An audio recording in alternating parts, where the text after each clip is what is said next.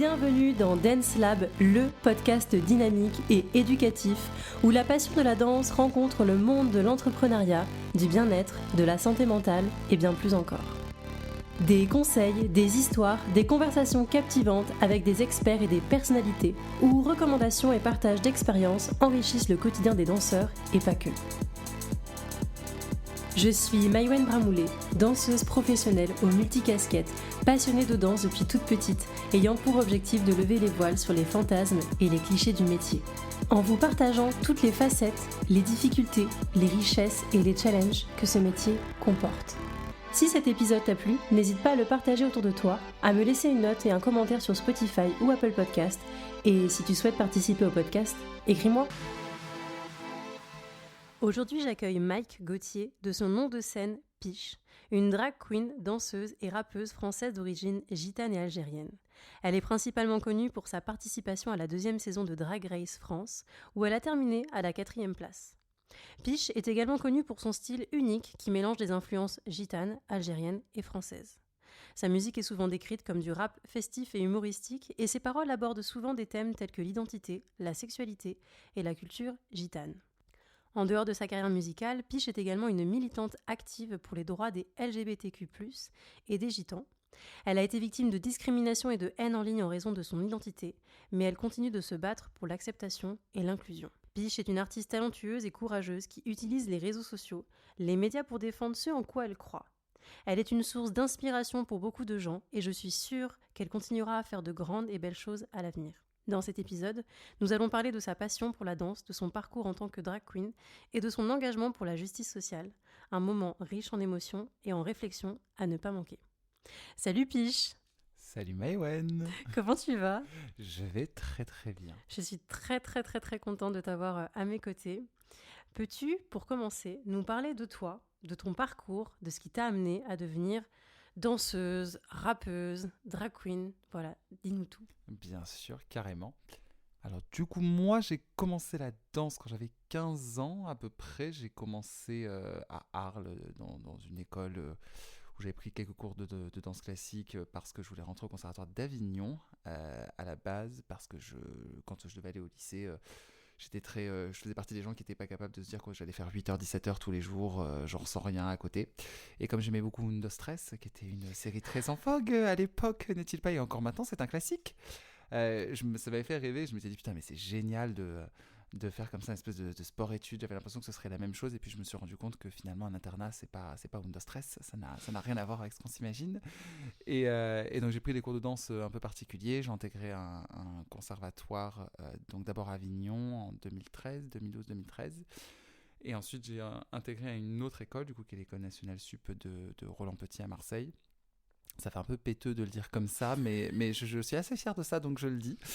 Et ensuite, j'ai bougé à Avignon, où j'ai commencé à faire de la danse plus dite un peu commerciale et haute. C'est là que j'ai commencé à prendre des cours de hip-hop, de crump, même si on peut dire à l'époque. J'en ai pas pris beaucoup, mais quelques-uns, les talons, etc. J'ai fait ensuite mon premier travail, c'était à Disneyland. Ensuite, j'ai enchaîné quelques spectacles et autres. Je me suis retrouvé sur le Fashion Freak Show de Jean-Paul Gaultier, qui a été un vrai tournant dans ma vie. Et ensuite, Drag Race, qui a été le dernier gros tournant, on va dire, pour résumer. Et comment la danse a influencé ta vie? À tellement de niveaux. Tellement de niveaux. Je pense qu'elle l'a influencé dans le sens où elle m'a donné une raison d'être... pas elle m'a donné une raison d'être, mais... elle m'a rendu spécial aux yeux des gens. Je me suis rendu compte que c'est un truc qui me différenciait des autres déjà quand j'étais plus jeune, même quand je dansais pas officiellement, que j'étais pas dans des cours ou autre. On m'a toujours dit bah tu bouges bien, enfin t'as un peu ça dans le sang et un truc. Et c'était toujours un peu pour moi, être danseur, c'était un peu comme être super-héros. J'étais toujours fasciné par la science-fiction quand j'étais jeune. J'adorais la magie, les sorcières, tout ça. Et j'avais la sensation qu'être danseur, c'était avoir un pouvoir que les autres n'avaient pas. C'est-à-dire que quand je faisais des choses avec mon corps, les gens étaient impressionnés comme si c'était de la magie. Ils avaient les yeux écarquillés, c'est en mode mais comment tu fais ça? Genre comme si tu faisais quelque chose que eux, humainement, étaient incapables de faire. Et du coup, tu as une sensation d'empowerment, de powerful, moi je trouvais qui était folle, et ça m'a donné du coup la confidence pour ensuite entamer d'autres projets. Je pense qu'à la base c'est surtout dans ça que la danse a changé ma vie. C'est la perception de à quel point j'étais spécial. Et justement, tu parles de pouvoir. À quel moment ce super pouvoir t'a permis, à travers la danse, d'exprimer ton identité? Je pense que c'est arrivé très tôt en vrai parce que ce qui est génial avec la danse, c'est que du coup on est obligé rapidement de faire des introspections, on est obligé rapidement de savoir un peu qui on est, même si c'est des travaux qui des fois prennent des années et des années. Mm. Hein. C'est pour ça que d'ailleurs que la danse et la gestuelle continuent d'évoluer tout le temps à travers le temps de la carrière d'un danseur parce qu'elle reflète ce qu'on est à l'intérieur, de comment on se sent, des messages qu'on a envie de donner et tout ça. Et donc forcément, ça influence aussi la gestuelle et la forme et pas juste le fond. En fait, c'est ça, c'est que le fond évolue avec la forme. Et moi, pour le coup, je pense que c'est vraiment après aussi en me découvrant artistiquement plus tard, parce qu'au début, quand on fait de la danse, on est vachement concentré sur la technique, on a envie d'être souple, on travaille plein de choses comme ça. Et je pense arriver à un certain âge, c'est vraiment différent en fonction des personnes, on se découvre en termes de personnalité aussi, j'ai envie de dire, et je pense que c'est à partir de ce moment-là qu'on se sert vraiment de la danse comme d'un super pouvoir. Et c'est à partir de ce moment-là que tu t'es découvert une passion, on va dire, pour le drag? Ah non, ça arrivait bien plus tard pour le coup, le drag. Mais en tout cas, ce qui est vrai avec la danse et qui peut être corrélé au drag, c'est que la danse m'a permis d'accepter une forme de féminité chez moi que j'aurais pas forcément accepté dans la vie de tous les jours. C'est-à-dire que grâce à la danse, j'avais un espace, un safe space dans lequel je pouvais avoir, ça paraît débile ce que je vais dire, mais des lignes un peu dites féminines ou des choses comme ça. C'est-à-dire que dans la vie de tous les jours, c'est un peu compliqué de se tenir d'une certaine manière sur une chaise quand on est dans un endroit où les gens vont te regarder bizarre sous prétexte que tu te tiens comme ça ou comme ça. Et en vrai, en danse, dans la classe de danse, c'est un laboratoire en fait, c'est des expériences. Donc en fait, personne va te juger si tu es un peu trop cambré, si tu es un peu plus comme ça ou que tu as le poignet un peu trop cassé ou autre. Et du coup, j'ai pu tester justement cette féminité dans mon corps grâce à la danse. Et donc c'était un premier pas, je pense, vers la découverte d'une identité drague, par exemple. Et il y a des styles de danse qui t'ont du coup propulsé à travers cette identité? Alors complètement, pour le coup, je pense que quand j'ai commencé la danse en talons, j'ai eu un vrai déclic. Hein. Je veux dire, j'avais fait beaucoup de choses avant, de danse avant, et j'ai toujours aimé ça. Je me rends compte que par exemple, en danse classique, il y avait moi par exemple, les garçons en danse classique, en danse classique, on est censé avoir une technique spécifique dite de saut, de tour, ce genre de choses. Moi, ce que j'adorais en danse classique, mon rêve, c'était d'avoir les jambes à côté de la tête, avec un coup de pied de malade. Je voulais faire des adages à en plus finir. C'était ça qui me faisait un peu kiffer. Donc, je pense qu'il y avait déjà un peu de ça. Et pour le coup, le talon, lui, va vraiment pousser ce truc-là dans la féminité. Après, évidemment, il y a plein de stylistiques de talons différentes et le talon n'égale pas forcément féminité aussi. Oui, On peut complètement faire plein de... Moi, je veux dire, moi, j'ai fait des variations de classique en talon. Oui. J'ai essayé de faire du crump en talon parce que je suis un peu folle, mais je veux dire, j'ai essayé de faire plein de choses différentes pour déconstruire aussi justement un petit peu ce truc-là. Mais pour le coup, dans la version la plus classique qu'on la connaît, du talon, il y a une recherche de la féminité. Moi, j'ai pu me permettre des lignes, j'ai commencé pour la première fois à danser de manière, on va dire, en tout cas ce que moi je considère comme étant sexy, grâce au talon. Je me serais pas permis de faire ça avant. Et c'est ce qui t'a poussé du coup à te lancer, à devenir drag queen? Disons que ça m'a pas poussé à devenir drag queen, c'est autre chose pour le coup qui m'a poussé là-dedans. Mais par contre, ça m'a rassuré et conforté dans le fait que si je devenais drag queen, je serais capable de mettre des talons et de faire une chorégraphie sur scène, etc. Parce que ça, je le faisais déjà. Donc pour le coup, ça a été rassurant pour moi. L'entrée dans le drag a été plus rassurante de par la découverte antérieure du coup de la féminité au travers des talons. Et si ce ne sont pas les talons qui t'ont poussé, qu'est-ce qui t'a poussé? Si c'est pas le côté entre guillemets féminin que t'as découvert en toi, qu'est-ce qui t'a poussé à... Je pense qu'en vrai, j'ai toujours été drag queen et que je m'en suis rendu compte. Moi, j'ai pas la sensation, comme certaines personnes, d'avoir genre eu un déclic de mais j'ai trop envie de faire ça. Je me suis plus regardé en disant mais en fait, tu es ça. Et juste, tu le savais pas. J'ai passé ma vie à faire des lip-syncs devant des miroirs, etc. J'ai toujours fait ça toute ma vie. J'ai toujours été quelqu'un voilà, j'ai jamais été introverti. Je parle beaucoup. Je suis très pluridisciplinaire en tant qu'artiste parce que j'adore ça. J'ai toujours aimé faire des choses différentes et tout. Et le drag m'a vraiment permis ça, en fait. C'est-à-dire que tu as la possibilité de faire ce que tu veux, on y reviendra peut-être après, mais en passant de la danse au drag, j'ai vraiment vu un espèce de carcan se briser, le carcan de liberté qu'à la base je cherchais dans la danse, c'est-à-dire à savoir que je puisse faire ce que je voulais et tout. Et en fait, je me suis rendu compte qu'en étant danseur, on fait pas ce qu'on veut, et que en fait, quand on est danseur en France, on n'est pas forcément souvent chanteur ou comédien, ou alors il faut choisir entre toutes ces casquettes-là, parce que du coup, on estime que, bref, sans rentrer dans les détails, mais Parce qu'on aime bien nous mettre dans des cases en France. parce qu'on aime bien Tout nous mettre dans des simplement. cases, et je pense qu'on n'a pas forcément cette culture du pluridisciplinaire, contrairement aux anglo-saxons par Mm. exemple. Et je pense que le souci en fait, c'est que c'est presque dévalorisé en France de savoir faire plusieurs choses, parce que du coup on va juste choisir la chose dans laquelle tu es le mieux pour t'y placer. Je vais donner un exemple. Par exemple, tu vas passer une audition pour une comédie musicale, il va y avoir un ensemble. Toi, tu sais chanter, danser et jouer la comédie. Tu vas finir dans l'ensemble, alors que quelqu'un qui, du coup, finit premier rôle, par exemple, ne va savoir que chanter, et on va le mettre là-dedans parce qu'il ne sait que chanter, et qu'on peut pas le mettre dans un ensemble parce qu'il danse pas. Alors que toi, du coup, vu que tu fais plus, tu sers plus. Donc, en fait, tu as cette espèce de rôle de swing qui est plus pratique pour les gens qui t'embauchent parce qu'ils peuvent te mettre de partout. Ouais. Sauf que, du coup, tu es en mode, bah oui, mais elle est où la valorisation, du coup, de mon travail? Parce que, ok, du coup, c'est pratique pour vous de pouvoir me mettre de partout, mais moi, je sais faire ça, ça et ça, alors que l'autre personne à côté, elle sait que chanter. Donc en fait, elle sait moins faire que moi, et du coup, elle a un meilleur rôle. Je comprends pas. En fait, il y a un truc de logique pour moi qui fonctionne pas là-dedans, dans ce truc-là. Et le drag, en fait, justement, m'a permis de pouvoir être hyper libre à ce niveau-là. C'est-à-dire que je viens faire mon show, et les gens se déplacent pour une personne, pour un univers. Ils se déplacent pas, en fait, pour une discipline. Donc le soir, je vais faire du stand-up, je suis stand-upeuse. Le lendemain, j'ai envie d'être rappeuse, je le suis. Le lendemain, j'ai envie d'être comédienne, je fais ce que je veux. Et c'est ça, pour moi, la liberté ultime que je trouve que représente le drag. Et tu disais tout à l'heure que pour toi, tu avais toujours eu ça en toi. Hmm. Mais est-ce qu'il y a quand même des personnes qui t'ont inspiré, des proches, la famille ou des drag queens peut-être? Alors, quand je dis que j'ai toujours ça en moi, c'est plus dans le sens de la personnalité, en Mm. vrai. Alors, je dis pas qu'il y a un profil type de personnalité pour des drag queens ou drag kings ou drag Oui. créatures, d'ailleurs, parce qu'il est important de rappeler qu'il n'y a pas qu'une seule forme de drag, évidemment. Mais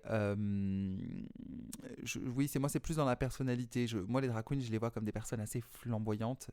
Et c'est peut-être pas humble, je me vois assez flamboyant. Je suis quelqu'un, Si, si. je veux dire, j'en ai rien à. C'est pas grave C'est si c'est pas, pas. c'est au-delà de l'humilité, je pense que c'est juste de la confiance en je, soi. je sais, Ouais. je sais que je suis quelqu'un de. J'ai plein de Et- défauts, mais je suis quelqu'un d'assez intense. C'est Oui. plus ça, alors que je veux Oui, dire oui. pas flamboyant, mais intense en tout cas. Et du coup, je sais que ça faisait partie de moi. Et après, il y a forcément des gens autour de moi aussi, dans mon entourage, qui m'ont fait comprendre ça. Et qui, comme tu le disais, etc., qui m'ont inspiré ça aussi. Forcément, des personnages très hauts en couleur. J'ai toujours aimé les personnages féminins très marqués, soit avec des forts caractères, soit avec des fortes personnalités. Je parle souvent du personnage de Brie Van de Camp dans Desperate Housewives, etc., dont j'ai les bordures de la perruque tatouée dans le dos, donc c'est dire à quel point je l'aime. Et je me suis rendu compte, voilà, j'ai toujours aimé, par exemple, Charmed est ma série préférée depuis que je suis tout petit, etc. J'ai toujours été fasciné par les sorcières, j'ai toujours été fasciné par les personnages de féminité qui représentent aussi le pouvoir. C'est quelque chose qui m'a toujours beaucoup, beaucoup parlé. Et je pense que moi, bon, j'ai un drag qui est un peu gender fluide aussi, avec la barbe et tout ça, mais il y a quand même une forte féminité aussi qui est assumée là-dedans, et qui, pour moi, vient de ces femmes que j'ai trouvées très très forte et inspirante, soit dans la fiction, soit dans la vraie vie, comme ma mère, forcément aussi. Je pense que toutes les dragues sont une part de leur mère, d'une certaine manière, qu'elles le veuillent ou qu'elles le veuillent pas en vrai. Et pour toi, comment le drag t'a permis de t'affirmer? À quel niveau? Tout à l'heure, tu parlais de pluridisciplinarité. Est-ce que c'est ce côté pluridisciplinaire que tu as en toi qui t'a permis justement de t'affirmer, de trouver ta place quelque part, de pas être mis justement dans une case et de pouvoir un jour être rappeuse, le lendemain être stand-upeuse? Oui, en tout cas, ça m'a beaucoup aidé dans le drag. Ça, c'est une évidence. Je pense que je me serais peut-être. Je dis pas que je me serais pas lancé dans le drag si j'avais pas eu cette carrière avant, et les acquis entre guillemets que j'avais. Maintenant, forcément, ça m'a rassuré de ouf de me dire que j'avais déjà quelques cordes à mon arc. En fait, ce qui est assez drôle avec mon parcours, contrairement à d'autres drag queens, c'est que souvent ça se fait à l'inverse. C'est-à-dire que les gens qui vont dans le milieu du drag et tout ça, ils y vont pour une recherche artistique, ils ont besoin d'un échappatoire, ils ont besoin de rêver, etc. Ça peut être Léopold, 36 ans, informaticien, etc., qui le vendredi va mettre une perruque parce que il a besoin de souffler. Tu vois, et moi la différence c'est que c'est complètement l'inverse. Je viens du milieu artistique, je viens déjà de là où il y avait des paillettes et où on soufflait, on se retrouvait sur scène, et j'ai juste eu envie du coup d'en découvrir une autre dimension. Et du coup c'est compliqué un petit peu parce que par exemple je m'étale, mais quand tu arrives un peu dans le milieu, il y a cette espèce de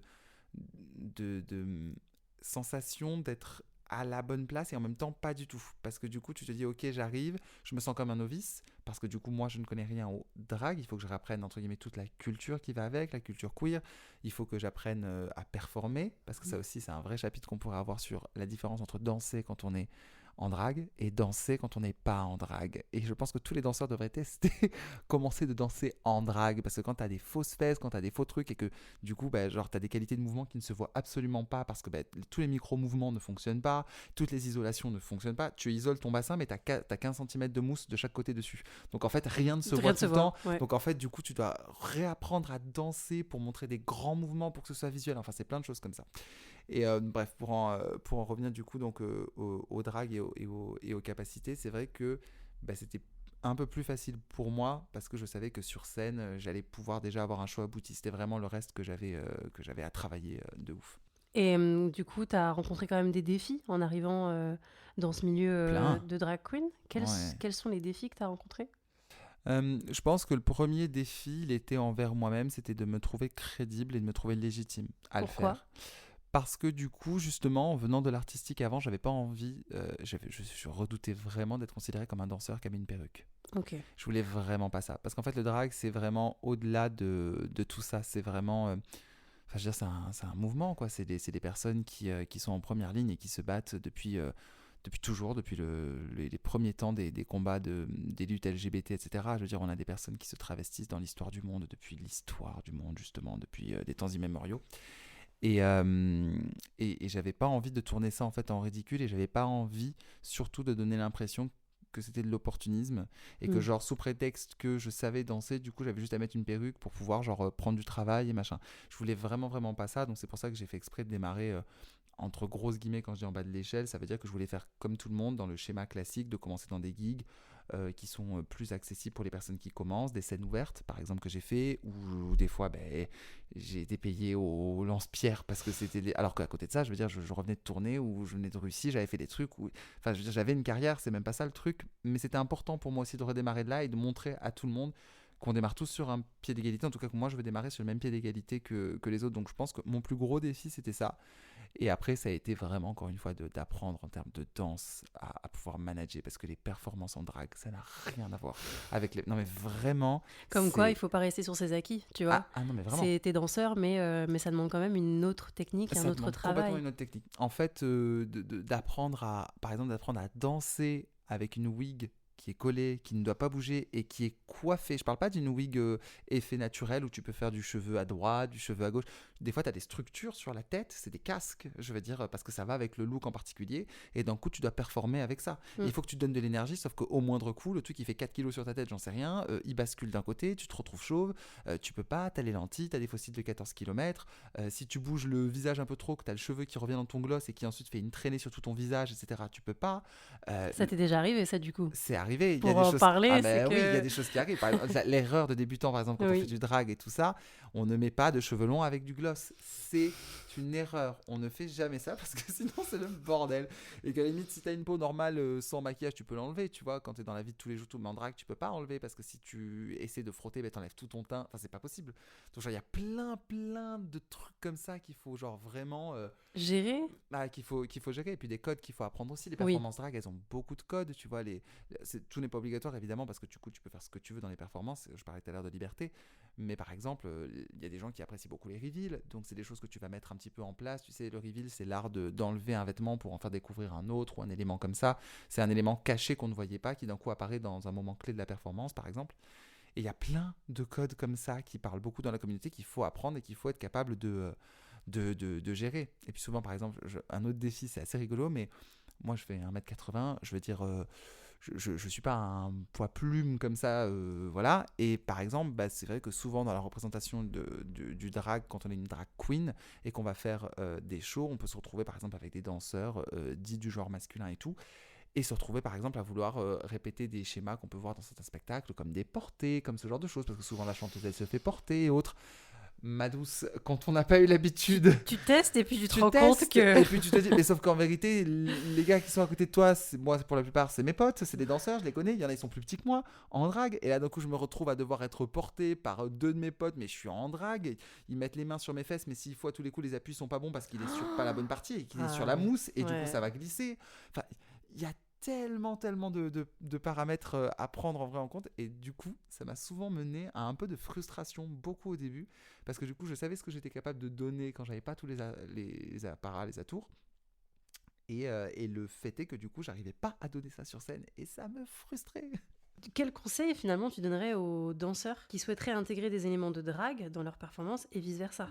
En vrai, je pense que la première des choses déjà, c'est de se renseigner sur les cultures des deux côtés. À savoir que on peut des fois faire des erreurs et sans le faire exprès, peut-être tourner en caricature certaines choses. Donc je pense que c'est juste de toute façon important de se renseigner, quel que soit l'art de toute façon auquel on commence à toucher, etc. Il faut s'enseigner sur l'histoire. Donc tant que c'est pas tourné en ridicule, tout est permis en soi. Par exemple, je parlais du reveal tout à l'heure. Je pense que c'est quelque chose qui a déjà été utilisé aussi dans la danse, dans des variations et tout ça, qui est moins connu parce que c'est moins un code de la danse de manière générale. Mais je pense par exemple que c'est une bonne chose d'incorporer un élément de surprise dans une variation de danse et tout ça. Je pense que ça peut être que du plus, et ça emprunte justement ce code-là au drag. Et inversement, de toute façon, le drag emprunte énormément de codes de la danse, parce que on va se dire que les trois quarts des performances de drag, quelles qu'elles soient, sont basées d'abord sur du mouvement. C'est vraiment le mouvement, le truc premier. La Et gestion après, de l'espace, ne la serait-ce que gestion ça de aussi. l'espace, etc. Et même quand c'est-à-dire que le lip sync, c'est du mouvement. Oui. C'est-à-dire que c'est du mouvement du visage, certes, mais c'est des mouvements, ça n'est que ça en fait. Donc c'est plus rare les performances live. En vrai, les trois quarts des drag queens, drag kings ou autres se veulent danseurs, d'une certaine manière, sont danseurs à plus ou moins des différentes échelles, des niveaux, etc. Machin. Mais c'est de la danse. Moi, je pense que les deux courants sont très liés, et l'un s'inspire de l'autre. Donc en vrai, je pense qu'on peut pas faire de la danse sans faire un tout petit peu de drague, et inversement. On peut pas trop dissocier, quoi. On peut pas trop dissocier de toute façon. Et toi, quel message tu veux transmettre à travers ton drag? Moi, je pense qu'à travers mon drag, et de manière générale à travers ma musique aussi, puisque je fais de la musique en drag, n'est-il pas, moi, j'ai envie de prôner une acceptation évidemment de soi. Je pense que beaucoup de drag queens parlent de ça tout le temps. Enfin, je veux dire, dans la communauté, ça fait partie des messages les plus importants qu'on ait. D'être capable de se voir tel qu'on est, de ne pas avoir peur de le montrer aux autres et tout ça. Mais je pense que de manière plus spécifique, moi, j'ai cette espèce de dualité dans mon drag que j'aime beaucoup, qui me fait beaucoup rire et qui en même temps a l'air de plaire aux gens. Donc je continue avec ça, puisque c'est ce que je suis. Je disais, cette espèce de dualité entre l'hyper féminin et l'hyper masculin. Moi, c'est quelque chose qui me plaît beaucoup. Je disais tout à l'heure, je suis quelqu'un d'intense, dans tous les genres, dans tous les sens. Donc en vrai... ouais, j'ai envie de montrer que ça peut exister en fait aussi, la cohabitation, c'est surtout ça. Parce que j'ai l'impression que souvent les gens ont l'impression qu'ils doivent choisir. On en parle beaucoup de mondes binaires qui sont faits pour deux. C'est toujours tout et tout, toujours tout pour deux. Et en fait, je trouve ça dommage de devoir choisir entre l'un et l'autre. Moi, j'estime que je peux être les deux. Et j'essaie de le montrer par exemple justement à travers ma musique, où genre je fais du rap alors que je suis une drag queen. Je peux faire des danses qui sont dites... je pense qu'aucune danse n'est vraiment dite masculine, en tout cas j'arrive même pas à me dire ça tellement c'est Non, débile. ça dépend Mais quelle énergie tu mets en fait ça dans ta dépend danse. quelle énergie et tout ça, mais il y a, voilà, en tout cas, il y a des gens pour qui dans la tête le fait est d'avoir des danses de type urbaine, très énergique, etc., renvoie au masculin. Et moi justement j'ai envie de montrer que je peux mixer tout ça, c'est-à-dire que je peux faire ça avec une wig et avec des faux ongles, etc. Et je vais vous prouver aussi que le genre justement n'est pas affilié à l'apparence. En fait, il y a des gens qui pensent que sous prétexte que je vais porter une perruque, des talons et des faux ongles, etc., je vais de suite forcément faire quelque chose de très, pardonnez-moi l'expression, chata, etc. Et j'adore ça, c'est génial. Mais en fait, l'un n'est pas obligatoire sous prétexte qu'on est habillé comme ça ou comme ça. C'est juste ça que je trouve un peu dingo avec les amalgames et les clichés. Et voilà, et inversement, c'est-à-dire que je peux aussi être en civil avec des habits voilà, dits de jour que je porte en tant qu'homme et tout. Et pourtant, je peux être très féminin à l'intérieur de ça si j'en ai envie, en fait. Je pense que c'est vraiment ça. C'est dire aux gens, les deux sont cohabitables. Voire les trois, voire les quatre. En fait, tout est cohabitable à l'intérieur, tu vois. C'est un vrai message d'acceptation du genre de soi. Je pense que j'ai envie d'envoyer dans ma musique. Donc comment le drag, pour toi, peut-il être un moyen d'explorer les identités de genre et des expressions corporelles différentes à travers la musique, à travers la danse? Alors, déjà, c'est une exploration du genre parce que, par définition, en fait, le drag, c'est ça. Enfin, je veux dire, c'est l'exploration du genre euh, et pas dans la caricature, contrairement à ce que certaines personnes pensent, etc. En fait, extrapoler ne veut pas forcément dire caricaturer. Il y a une vraie différence. On peut aller dans les extrêmes de proportion, par exemple. Il y a des silhouettes qui sont connues comme étant dites féminines, tout ça. La fameuse silhouette, par exemple, du sablier qui est très trendy de toujours et tout ça. Justement, les drags, en fait, au plus on va aller loin dans la représentation de cette silhouette, ça veut pas dire que c'est une parodie, en fait. C'est vraiment la possibilité, en fait, d'aller explorer des choses qu'on n'a pas forcément la possibilité de pouvoir explorer le reste du temps. C'est-à-dire que j'en parlais tout à l'heure de ce Léopold, 30 ans, informaticien et tout ça. Il n'a pas la possibilité justement d'aller au boulot avec une jupe. Ça ne veut pas dire qu'il veut y aller aussi avec une jupe. Tout à Ça ne veut fait. pas dire que, parce que ça aussi c'est hyper important de le préciser, être drague, ce n'est pas être forcément une personne transgenre, même si une personne transgenre peut aussi faire du drag évidemment. Mais il n'y a pas d'amalgame à faire. Le drag, c'est encore une fois, c'est un outil scénique pour exprimer un message, comme la danse, comme le chant, comme tout, comme un acteur en fait. Mm. Et on met ça pour l'expression de notre art. Mais voilà, encore une fois, il y a quand même des personnes qui peuvent avoir envie de tester pour voir ce que ça leur fait et tout ça. Et le drag permet ça parce que le drag se fait normalement dans des safe spaces, dans des endroits dans lesquels on a le droit d'être nous-mêmes et tout. Donc le drag, c'est pas genre juste de le faire chez soi et de se dire que chez soi, du coup, on a la liberté totale, même si c'est le cas, mais c'est qu'il emmène à des endroits et à des rencontres où les gens vont aussi valider le fait que tu testes et que tu te recherches. Et la recherche, je pense, du genre et de qui on est, elle se fait seule, mais elle se fait aussi avec les autres personnes. Tout à Tu fait. vois. Et tu parlais justement d'outils scéniques, d'exploration, d'aller à la rencontre de soi.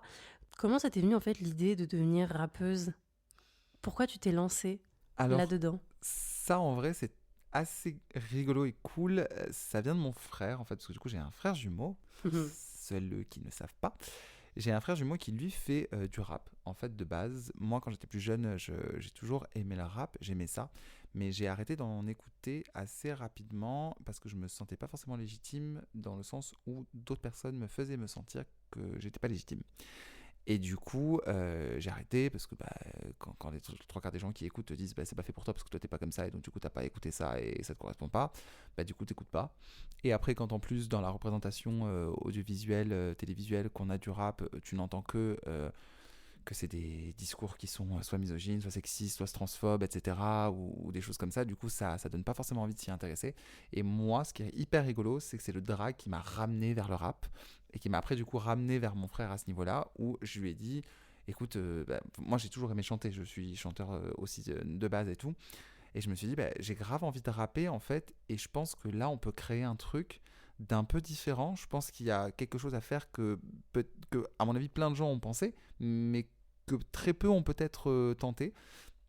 Et je me suis dit, ce serait hyper cool que les personnes de la communauté, elles puissent aussi avoir sans prétention ou autre, mais une référence Mhm. et une personne dans la stylistique qu'elles écoutent déjà, parce qu'il y a plein de personnes de la communauté qui écoutent déjà des chansons de rap. Il y en a énormément. Si c'est le premier style musical en France, c'est qu'il y a une raison. Ouais. C'est que tout le monde écoute ça. La différence, c'est que nous, on n'est pas forcément hyper fiers des fois de l'écouter et on le fait un peu en soum-soum. Faut être honnête, hein. Voilà, on écoute, mais des fois, on a un peu honte parce que on sait très bien qu'on ne devrait pas trop écouter ou qu'il y a des choses qui sont pas en accord, ou alors il y a une chanson qu'on adore et celle d'après de l'album, voilà, c'est un peu compliqué. Et je me suis dit, c'est quand même con quoi, qu'on puisse pas juste corréler le tout et qu'on n'ait pas genre une personne où on se dise, voilà, les sonorités me plaisent, ça bouge, c'est cool, et en plus je suis pas en train de dire de la merde en boîte ou d'insulter qui que ce soit pendant que je le chante quoi.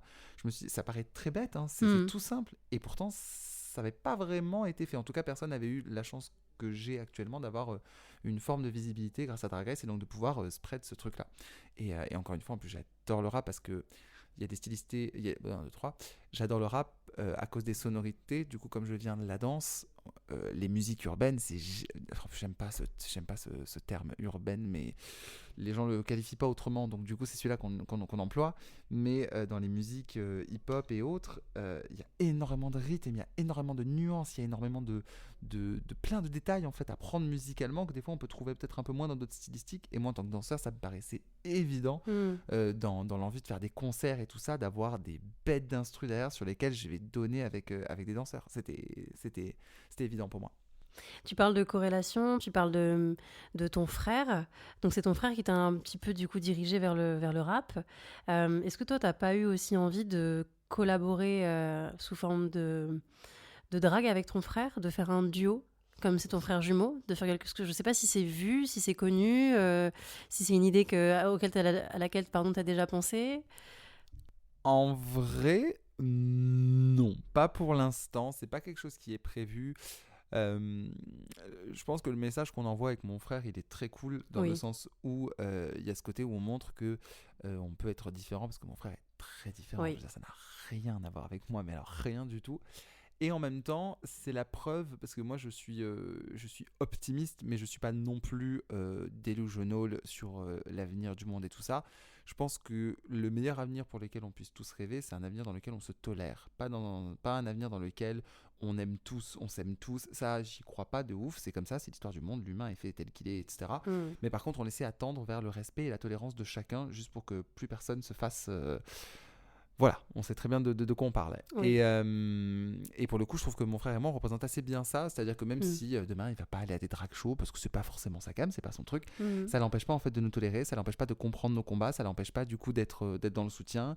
Et par exemple, de faire des musiques avec moi qui suis une drag queen en fait. Et que ce soit du rap, alors que c'est une stylistique dans laquelle il y a plein de gens qui pourraient me tomber dessus parce que je suis une drag queen et tout ça. Et en fait, il en a rien à foutre et il le fait quand même parce qu'il sait que c'est important. Et ouais, je pense que du coup, c'est le plus important. J'ai pas une envie particulière, en tout cas actuellement, de faire de la musique avec lui sur le même plan parce que je sais même pas si c'est un truc Ouais. qui le ferait kiffer plus que ça, pour être honnête. Mais déjà, dans le message, je suis très heureux. Je pense que ça suffit, c'est déjà beaucoup. Et tu parlais tout à l'heure de respect, de tolérance. Tu as, j'imagine, déjà été victime de discrimination. Bah, je suis homosexuel. Par extension, c'est un peu toute ma vie. Voilà. Mais particulièrement, forcément, après, quand on fait du drag. Ouais, mais c'est pas normal. Mm. T'as déjà du coup reçu des messages haineux? Alors oui et non. Ce qui est assez rigolo, c'est que j'en ai reçu plus jeune, avant même l'exposition ou autre. Mais c'est une question qui revient assez souvent depuis que j'ai fait Drag Race, où les gens me demandent du coup comment vous gérez la haine sur les réseaux, etc. Et en même temps, j'ai envie de dire, comment t'as pu aussi inspirer, tu vois, d'autres... Hmm. comment dire, des personnes qui ont envie de se lancer, tu vois. Donc là, on parle de haine, mais je pense que l'opposé de la haine, c'est l'amour. Ouais, Donc ça veut complètement. dire que t'as aussi certainement reçu des messages hyper bienveillants. Ah, complètement. Complètement. En fait, c'est vraiment la balance. C'est hyper drôle parce que des messages bienveillants, d'ailleurs, soyons honnêtes, en termes de ratio, on est sur 90-10 en termes de messages bienveillants. C'est-à-dire que les 3 quarts des messages qu'on reçoit, c'est des bons messages. À part récemment, j'ai eu une expérience, mais qui est différente, et c'est là que c'est très drôle aussi, qu'on se rend compte que du coup, quand on sort du safe space, tout le monde n'est pas pareil. Tous les gens, enfin, des choses qu'on pense acquis, parce que nous, on est entouré de gens sains toute la journée, Oui. etc. Et des fois, on se reprend des claques de réalité comme ça, mais c'est très bien. Enfin, ça fait partie du process. Et donc, ce qui concerne la haine, pour le coup, j'en ai très peu reçu pendant l'émission Drag Race. Moi, ça s'est très très bien passé. J'ai eu un bel accueil du public, un très bel accueil. Donc, je suis vraiment très très contente. J'en ai reçu que très peu. Par contre, récemment, tu vois, j'ai participé à une émission qui s'appelle Quelle époque, l'émission de Léa Salamé sur France 2. Oui. Et à la suite du coup de cette émission-là, dans le cadre de la promo de mon EP, de ma musique et tout, des vidéos ont été sorties. Tu sais, c'est des vidéos où tu as des punchlines qui sont dites par Paul de Saint-Cernin, qui est un peu le Laurent Baffy à l'époque, et qui du coup est là pour lancer des petits punchs cute. Sympa, c'est un petit format, quoi, ça dure 20 secondes, etc. On le poste, j'accepte, je suis en cross-post et tout. Et là, je me mange une vague, mais de haine, sur Instagram, sur Twitter. Également, je me suis retrouvé la séquence de l'émission la plus tweetée, parce que les gens, du coup, se sentaient obligés de me dire à quel point je les dérangeais, à quel point je les dégoûtais, tout le tintouin, etc. Et en vrai de vrai, je pense que je sais pas si je fais partie des rares personnes, je sais pas s'il y en a beaucoup plus qui sont comme ça. Je pense pas qu'il faille banaliser comme. Moi, je le banalise pas, mais je vais être hyper honnête, ça ne me fait rien. Alors quand je dis que ça me fait rien, c'est vraiment que ça me fait rien du tout. Ça me coule dessus. Je... Et tant mieux, parce que ça peut laisser beaucoup de trauma pour des En personnes fait, qui reçoivent ce genre de c'est ça. messages. Et c'est pour ça que je veux pas banaliser, que je dis que je veux pas Mm. banaliser parce que je sais que tout le monde n'est pas comme moi et tout le monde n'a Mm. pas soit mon expérience ou ma carapace ou mon vécu par rapport à ça. Mais je tiens quand même à rappeler à toutes les personnes, en tout cas s'il y en a qui se demandent peut-être pourquoi moi ça me fait rien, je me suis posé la question aussi de savoir pourquoi. Je pense déjà parce que quand on a vécu certaines autres choses dans la vie, en général on est capable de prendre du recul et de savoir ce qui est un peu plus important et ce qui l'est moins. Et il y a une très très bonne expression qui dit la confiture, les cochons, etc. Je ne sais pas si vous avez cette expression-là. Vas-y, donne-nous l'expression dans l'ordre. Voilà, c'est une expression qui dit ça sert à rien, c'est comme donner de la confiture aux cochons. D'accord. Voilà. Et sous-entendu que, en fait, je me fous de la vie d'une personne que je ne respecte pas. En fait, tu ne fais peut-être pas de musique, je ne sais même pas si t'en fais, en vrai, je m'en fous, je ne te connais pas, je ne sais pas qui t'es. T'es une personne derrière un écran qui, en vrai de vrai, soyons honnêtes, maintenant en plus, avec les réseaux sociaux et tout ça, je suis sûr qu'il y a des gens qui ne pensent même pas ce qu'ils écrivent derrière. Sauf que du coup, ça va déclencher des likes, ça va déclencher Il y a des gens, ils ont tellement rien d'autre à foutre, vraiment, qu'ils écrivent des tweets ou des posts qu'ils ne pensent pas, parce qu'ils savent qu'après ça va, genre, y a d'autres gens qui eux vont s'énerver ou parler entre eux et tout. Mais j'ai pas le temps pour ça. J'ai pas le temps, j'arrive pas à trouver du temps pour moi, pour ma vie, pour les trucs que j'ai à faire, pour avancer sur certains trucs et tout ça. Et vraiment, j'ai encore moins le temps du coup d'aller regarder les commentaires, les trois quarts, je les lis pas. Enfin, en tout cas, ces trucs de haine là, franchement, ça me fait rien du tout quand je respecte pas. Et je pense que les gens devraient tous se dire ça. Ne perdez pas de temps, là je m'adresse aux auditeurs, ne perdez pas de temps. Si vous ne respectez pas une personne, son avis, on s'en carre le cul. Genre, vraiment. Ça, c'est dit. Ça, c'est dit. Question suivante. Tu es quand même quelqu'un qui, je trouve, participe beaucoup à la liberté d'expression, à la liberté juste à être soi-même. Pourquoi est-ce que c'est aussi important pour toi de militer pour les droits aussi LGBTQ+. Parce que je me suis rendu compte, notamment avec le drag et la culture queer, etc., en faisant mes recherches et tout ça, qu'il y avait d'autres personnes avant moi qui s'étaient battues et qui m'avaient permis du coup de pouvoir aujourd'hui avoir des droits qui sont pour beaucoup malheureusement des fois acquis et un peu normaux. Par exemple, tu vois, je veux pas blâmer les personnes et tout ça, mais je sais qu'il y a des personnes qui sont d'orientation sexuelle dites LGBT ou autres, et qui se considèrent pas forcément comme faisant partie du spectre, ou qui se considèrent pas queer ou autre. C'est valide, dans le sens où on n'est pas obligé de se mettre une étiquette, on fait ce qu'on veut, et ça je l'entends et tout ça. Par contre, ce avec quoi j'ai du mal, c'est de par le fait de ne pas vouloir être avec une étiquette, du coup de se dissocier complètement des idéaux et des combats qui vont avec la communauté LGBT. C'est-à-dire qu'à partir du moment où tu es homosexuel, bisexuel ou autre, etc., pour moi en tout cas, que tu veuilles faire partie d'un spectre ou pas, tu as l'obligation de devoir défendre les droits de ce que tu représentes, de ce que tu es et des autres personnes qui sont comme toi. Je pense que l'égoïsme, pour moi c'est une forme d'égoïsme, je l'assume. Et en fait, j'estime que j'ai pas le droit d'être égoïste parce que d'autres personnes avant l'ont pas été, et que si ces personnes-là l'avaient pas été, moi je pourrais pas tenir la main de la personne que j'aime dans la rue, ou ne serait-ce que pouvoir avoir enfin je veux dire, on se rend compte de ce qui se passe en ce moment dans le monde. Enfin je veux dire, c'est quand même une dinguerie. En Russie il y a pas longtemps, maintenant on commence à faire des procès aux gens parce qu'ils engagent des drag queens dans des clubs. Un procès, la personne elle peut prendre 10 ans parce qu'elle a engagé dans un club une personne avec une perruque. Je ne sais pas si les gens arrivent à se rendre compte de la folie de ce que c'est et de ce que ça représente. Et donc en fait, les gens qui disent oui, mais c'est la Russie, c'est mon truc. Non, en fait, il y a 10 ans, la propagande anti-LGBT a commencé en Russie justement, et au début, c'était sous couvert de protéger les enfants. Je suis désolé, mais si ça c'est un truc qu'on n'a pas entendu en France récemment, etc., de genre protéger les enfants, on n'a pas à faire des lectures, etc., ça commence comme ça. Les gens sont en mode mais non, mais on n'y est pas encore, vous exagérez. Mais tant qu'on n'y est pas, c'est de l'exagération. Et dès qu'on y est, c'est trop tard.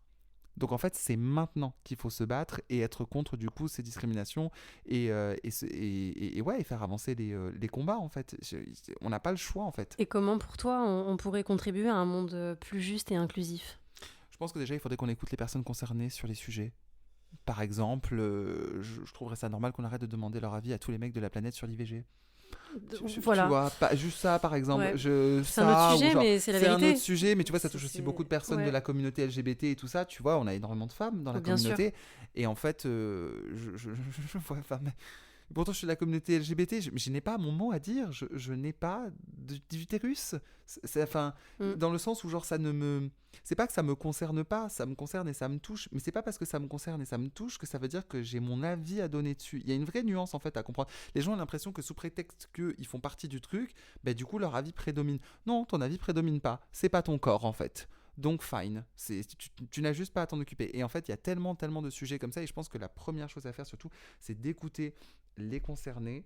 Moi, je suis quelqu'un qui pense, après chacun fait ce qu'il veut évidemment et tout ça, mais je pense que voter pour moi c'est très important. Je suis quelqu'un d'assez politisé et je pense que même si je comprends que beaucoup de personnes de moins en moins votent parce que perte Ouais, le choix, il est pas. le choix est compliqué, je l'entends, etc.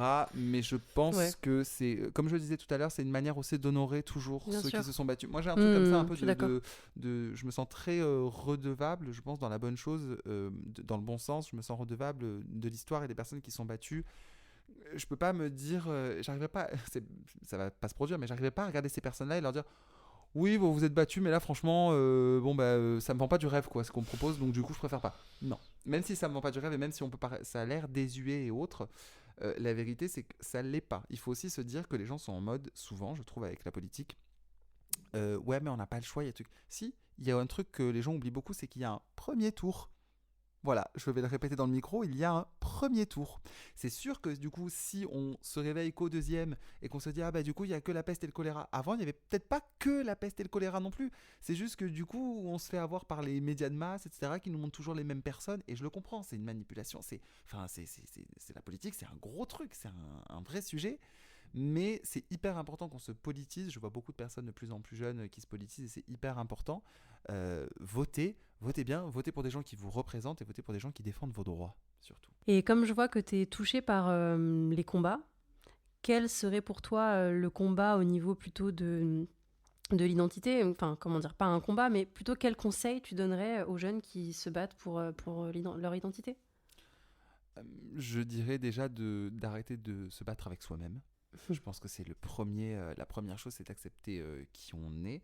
C'est compliqué, c'est un chemin qui peut prendre du temps, c'est un chemin qui peut prendre une vie entière. Il y a des gens qui partent sans savoir qui ils sont réellement, ça fait partie du chemin de vie. Donc dans un premier temps, ouais, s'accepter pour être capable aussi de savoir ce qu'on veut demander aux personnes qui sont en face. Parce que je pense qu'il y a un vrai truc avec la confusion aussi, c'est que tant qu'on est un petit peu perdu, peut-être qu'on n'est pas capable forcément de demander les bonnes choses aussi et de réclamer les bonnes choses pour soi parce qu'on n'est pas certain de ce qui nous va et de ce qui ne nous va pas. Je pense qu'une fois qu'on a fait ce chemin-là, encore une fois, j'en reviens un peu sur la politique, mais ça passe aussi beaucoup là-dessus, parce que la vérité, c'est que les trois quarts des personnes transgenres, non-binaires et autres, elles se sont acceptées elles-mêmes. Hein. Le problème, c'est pas l'identité vis-à-vis de eux, c'est comment les autres voient leur identité, Ouais. et c'est comment leur identité à eux est acceptée, que ce soit dans les espaces publics, etc., ou même surtout, moi je pense que ça va d'abord passer par là pour ensuite arriver dans l'espace public. Ça se passe de manière administrative. Je pense qu'administrativement, c'est pas normal encore qu'on soit dans autant de galères et de démarches. Bon, ça c'est très la France, on le sait. On est tout inscrit chez France Travail, mais la question de l'identité, elle se pose vraiment pour moi d'abord dans de l'administratif. On a vu qu'il y a plein de pays qui ont mis ça en place justement et qui ont facilité ça. Par exemple, en France, on a l'impression qu'il y a des acquis qui sont faits par rapport à d'autres pays, ce qui est le cas. Mais par exemple, récemment, on s'est retrouvé avec le projet de loi 435 au Sénat, du coup, qui débattait de la possibilité de faire des thérapies de conversion, du coup, sur des mineurs qui voudraient être en transition de genre. Éventuellement aussi pour interdire la transition de genre pour des mineurs, alors qu'on sait très bien justement que c'est un âge qui est crucial. Évidemment que dans tous les cas, quand il y a des transitions, elles sont encadrées. En fait, ce que les gens ont du mal à comprendre, je pense, et qui mène à ce type de projet de loi aussi, c'est que les gens se disent c'est un effet de mode, ou c'est une lubie, ou ça va leur passer, ou je sais pas quoi. Mais vous vous rendez pas compte de la difficulté que c'est à tous les niveaux de vouloir transitionner. que ce soit chirurgical si on décide de s'opérer, mais même si c'est pas le cas, au niveau des papiers, au niveau du regard des autres, au niveau de la famille, vous pensez vraiment que les gens vont se mettre dans une galère aussi importante que ça, risquer de perdre leur boulot, de se faire agresser par lubie, par effet de mode? Vous pensez pas que ça vient forcément d'un mal-être profond? En fait, quand les personnes font ce step-là et décident de changer, c'est qu'elles sont au bout souvent. C'est que c'est soit ça, voilà. Et on le sait, la suite. Je veux dire, on a le taux de suicide le plus important, c'est chez les personnes transgenres. Donc en fait, je comprends pas ce qu'il faut de plus aux gens pour comprendre que ça n'est pas un choix. C'est pas un choix en fait. À un moment donné, c'est parce que justement, je pense qu'on transitionne quand on n'a plus le choix et qu'on est obligé de se regarder en face et de se dire voilà, je veux plus vivre comme la personne qu'on m'a dit que je devais être parce que je ne suis pas cette personne. Quel serait ton message d'espoir justement pour les générations futures, peu importe, dans le drag ou même pour les personnes qui sont Hmm, LGBT? Plusieurs choses en vrai, et je pense que c'est des choses qui peuvent s'appliquer vraiment à tout le monde, pour le coup, même au-delà de la Oui. communauté. Ça va paraître bizarre, mais politisez-vous quand même. Même si je sais que c'est compliqué, qu'on n'a vraiment pas envie, des fois c'est la flemme, des fois c'est le truc et tout ça, mais je dis pas politisez-vous pour voter pour les personnes qui sont là actuellement, mais justement politisez-vous pour faire changer le système politique et comment ça fonctionne et pour avoir des votes qui servent, pour avoir des personnes du coup qui nous servent, parce que c'est à ça que sert à la base la politique, du coup c'est censé être des personnes qui doivent représenter le peuple et pas un peuple qui se soumet au plaisir de l'élite, whatsoever. L'élite c'est même pas le bon mot, pour être tout à fait honnête. Je dirais la planète. Moi, c'est une cause qui est très importante pour moi, l'écologie aussi. Donc, engagez-vous, parce que avant de parler de politique, avant de parler de genre, avant de parler de drague, s'il n'y a pas de planète, il n'y a rien du tout. Voilà, il n'y a pas de tout ça. Donc, genre Et vraiment, on serait pas là. et on ne serait pas là. Donc, je pense que la priorité avant tout, c'est la planète. Et ensuite, on règle aussi d'autres problèmes sociaux. Et, euh, et sinon, pour le reste, j'ai envie de dire, franchement, vivez pour vous, quoi. Vous avez qu'une vie. Ça va tellement vite. Je le sens déjà à 28 ans bientôt, alors que je suis au début de ma vie et tout. J'ai déjà l'impression que des choses sont passées en un claquement de doigts. Donc, genre, profitez, kiffez, faites-le pour vous, surtout. Il vaut mieux avoir des remords que des regrets, comme on dit. Et vivez, quoi. Tu envoies un beau message d'espoir au monde et dans le monde entier. Et en quoi pour toi le drag peut-il contribuer à la diversité et à l'inclusion dans le monde? En fait, je pense que la puissance du drag, c'est que c'est hyper fédérateur parce que c'est festif, que les gens adorent ça et que du coup, on peut faire passer des messages sans pour autant avoir ce côté un peu pathos des fois que les gens nous donnent dans la communauté où genre, on raconte beaucoup, que ce soit, c'est normal aussi, mais les attentats, les problèmes qu'il y a, les rejets, les agressions et tout ça. Et je pense que le drag, justement, il apporte un autre side où, genre, tu peux apprendre en t'amusant. En fait, le drag, c'est hyper ludique. Et je pense que c'est pour ça que c'est un des messages qui fonctionne le plus dans la communauté, qui plaît le plus, même hors de la communauté. Parce que les gens, ils sont émerveillés, en fait. Ils ont l'impression de voir un spectacle, ils voient des choses différentes. Et en même temps, ils découvrent aussi qu'on est des personnes qui sont drôles et qu'on a des choses à apporter et tout Hmm. ça. Et qu'on peut le faire. On peut transmettre des messages, en fait, dans la joie et la bonne humeur aussi. Ben écoute, merci beaucoup Piche pour tous tes conseils. Merci. L'épisode touche à sa fin. Quels conseils donnerais-tu aux personnes souhaitant se lancer dans le drag?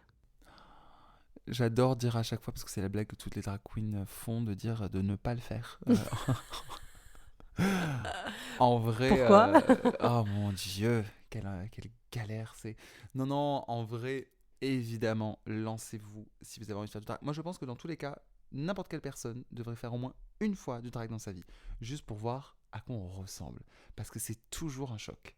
Euh, Pourtant, même au début, hein, quand on est très très laid et qu'on sait pas se maquiller, hein, je peux t'assurer que quand on se voit dans le miroir, on a l'impression d'être $1 million. Enfin, on se dit vraiment que genre on est la plus belle du monde ou le plus beau du monde, whatsoever. Et je pense que ça, c'est vraiment une expérience qu'il faut qu'on vive. Et pour ceux qui se lancent et qui commencent, je dirais de le faire pour les bonnes raisons, d'être sûr de le faire pour les bonnes raisons. Et les seules raisons qui sont les bonnes, c'est quand on le fait pour soi. Genre, ne le faites pas parce que... bon, je pense pas qu'il y ait encore des gens qui foutent la pression à d'autres pour faire du drag non plus, mais je veux dire, le faites pas parce que c'est fame, parce que ça peut être trendy ou parce que... je sais pas, il y a un tas de mauvaises raisons qui pourraient mener à faire un truc qu'on n'a pas envie de faire. Et voilà, le drag, je pense que ça doit se faire sans pression. En fait, c'est une passion avant tout, comme tout le reste, justement, pour en revenir à la danse, puisqu'on parlait de ça au début et tout. Je pense qu'une passion arrête de devenir une passion à partir du moment où on se met trop de pression dedans. Je suis d'accord. Et moi, ça m'avait fait ça pour la danse. Quand la danse est devenue mon métier, ça a arrêté un petit peu d'être ma passion. Et c'était un peu dommage. Et là, du coup, le drag est devenu mon métier et je vais faire en sorte que ça n'arrête pas d'être ma passion pour autant.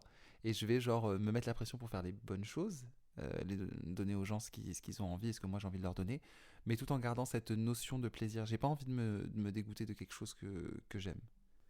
Merci pour tes réponses, Piche. Merci pour ton temps, pour tes conseils. Sache que je suis très fière de toi, de te voir heureux, heureuse, épanouie, d'être restée fidèle à toi-même, humble et entière. Je te souhaite vraiment le meilleur pour la suite parce que tu le mérites. Voilà. Me faire pleurer, ce con. Voilà. Merci beaucoup, baby. C'était un vrai plaisir. Bisous. Et longue vie au podcast. Oui. Bisous, bisous.